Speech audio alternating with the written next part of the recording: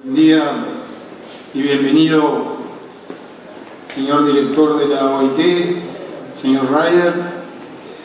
Un saludo a todos los trabajadores y representantes que están aquí, compañero ministro, compañeros dirigentes de nuestra central. Unas breves palabras y algunas reflexiones sobre esto. Porque en estos días tan importantes que estamos viviendo, en este momento tan importante para nuestro país y para el mundo, una especie de cambio de fase que estamos haciendo, un proceso que venía de varios años de crecimiento económico, de desarrollo de economías pujantes en distintas partes del mundo que nos favorecieron.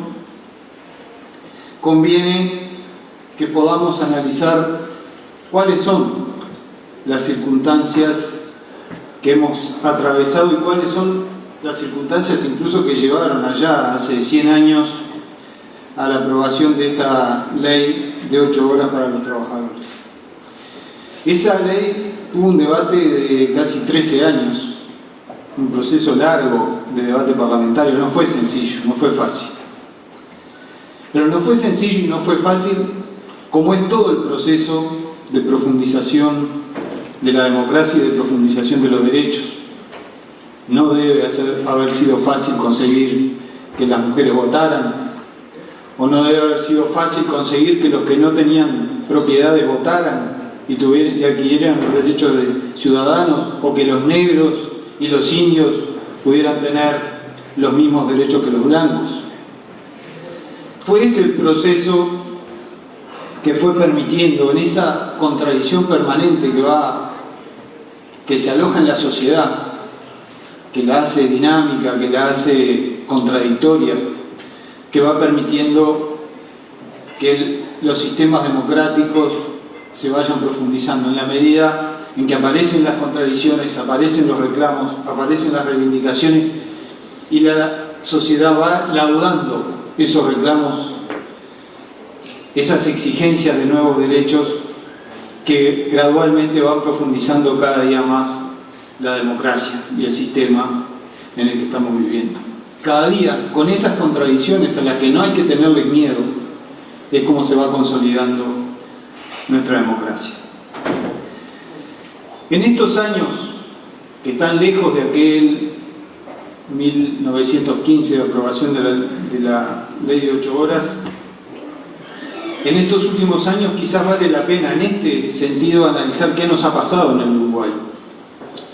Porque hace 10 años que cuando nuestra fuerza política llegó al gobierno, cuando llegamos al gobierno en un momento complejo de la economía del país, y llegamos con la idea de que era necesario que apuntalar el crecimiento del país, pero que a su vez eso estuviera combinado con mayores herramientas de distribución que permitieran fortalecer la democracia, consolidar cada día más derechos.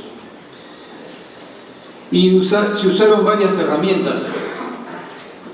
Primero, teníamos casi un 40% de pobreza, casi un 20% de desocupación, un producto que estaba alrededor de los 15.000 millones de dólares, teníamos un 5, un 6% de indigencia,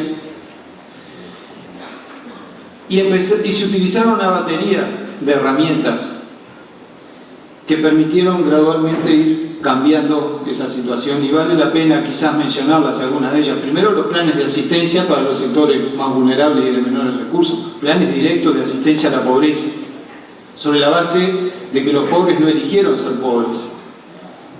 Fue la sociedad y la economía que los fue llevando a esa situación y que requería inmediatamente un apoyo del conjunto de la sociedad. Y se instalaron determinados programas y planes que permitieron la asistencia a los sectores más pobres y vulnerables de la sociedad. Paralelamente con eso, la instalación de los convenios colectivos, de los convenios salariales, que permitió una injerencia directa del gobierno laudando un plan de mejora y de recuperación salarial gradual que fue mejorando los niveles de ingreso de aquellos sectores de la sociedad que estaban incorporados a la economía y que fue a su vez formalizando cada día más la economía. Por otro lado, una reforma tributaria que permitía cambiar el sistema de ingresos del Estado y distribuir mejor, castigar a los que tenían mayores ingresos, a los que tienen mayores ingresos, para tener recursos que permitieran distribuir en el conjunto de la sociedad. El otro gran desafío era la generación de empleo, porque los planes de asistencia no pueden ser eternos. La única manera de asegurar verdaderamente una herramienta que permitiera a determinados sectores incorporarse libremente a la sociedad, a la economía, es a través del trabajo y del empleo. Por eso era tan importante las leyes que permitían direccionar la inversión primero hacia aquellos emprendimientos, estimulando la inversión en aquellos emprendimientos que eran mayores generadores de empleo, o después incluso con las modificaciones que se hicieron para llevar inversión y orientar la inversión hacia determinadas zonas geográficas del país que lo necesitaban, sabiendo que el trabajo, junto con la otra herramienta importantísima, que es la educación, el trabajo y la educación como dos pilares fundamentales que nos permiten cambiar estructuralmente la sociedad. La sociedad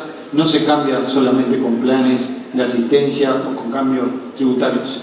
La fundamental herramienta de transformación de la sociedad, de cambio estructural de la sociedad, que permite munir a los ciudadanos de herramientas propias para poder incorporarse, apropiarse cada día de una mayor tajada de la economía, es el trabajo y la educación, la capacitación, la formación.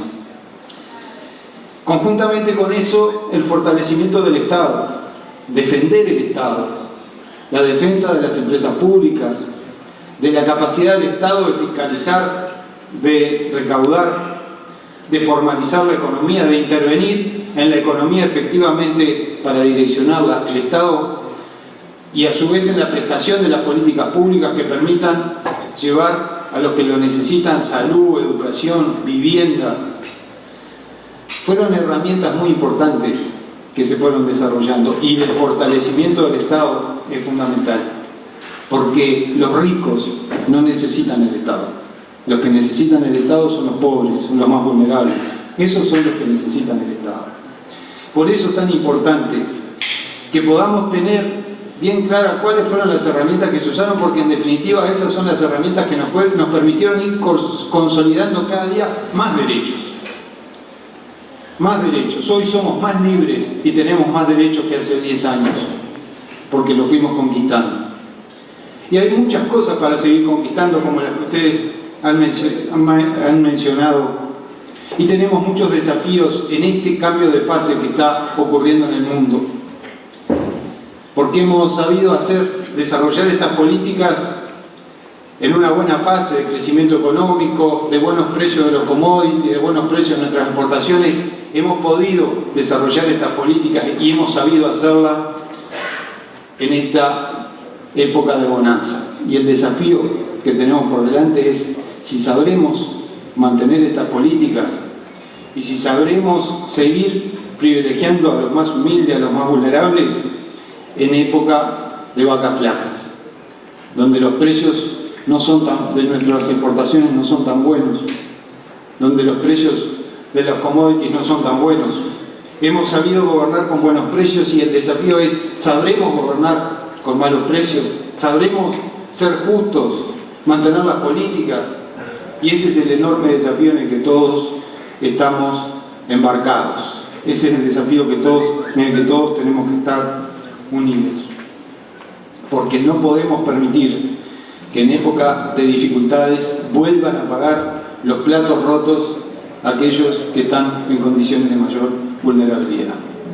Para eso se necesita mantener el diálogo, mantener la línea, la firmeza en la conducción estratégica de hacia dónde vamos, mantener el diálogo social, la conexión que nos permita entre todos ir encontrando esas soluciones que se necesitan para épocas difíciles que tenemos por delante. Muchas gracias.